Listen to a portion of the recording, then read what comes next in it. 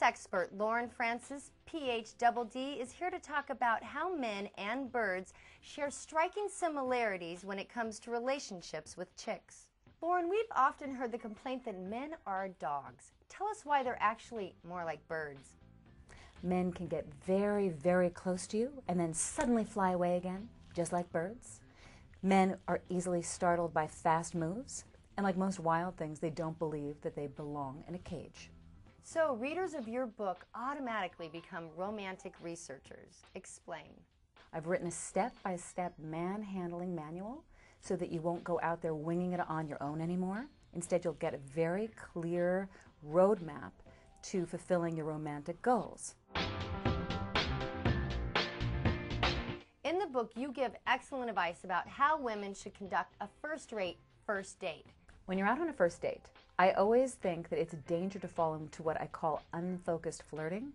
This is when you just get so swept up by chemistry that you completely forget to ask him any questions about himself. You just start talking about yourself, you start worrying about the size of your thighs, you start worrying about how you're presenting yourself, and the real purpose of a first date is to get as much information as you can about this man before you become sexually superglued to him.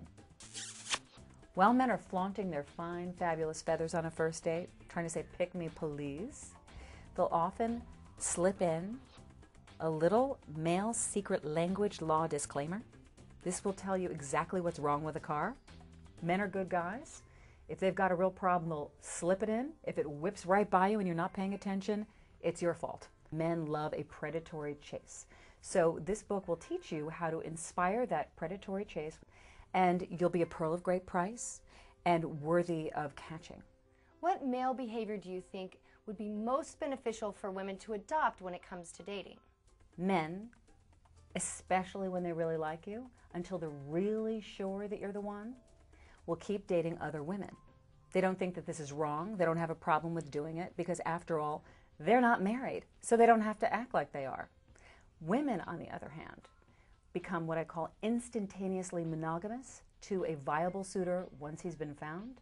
They'll wait by the phone, stop dating other men, block access to their landing strips, just hoping that he, the one, is going to come in. And this is a very bad man plan. I call this the one-at-a-time man plan. This is not what you want to do when you're out in the field. You want to keep your options open until someone really proves that they're the right person for you. Because this is a romantic rule. Until he says he's the one, he isn't. You talk about creating a pecking order when you're dating. How does this work? Once you have the experience of dating men over a period of time, you'll look over your shoulder and notice that somebody's kind of been keeping up with you and he doesn't have any intention of flying south without you, and that's your lovebird.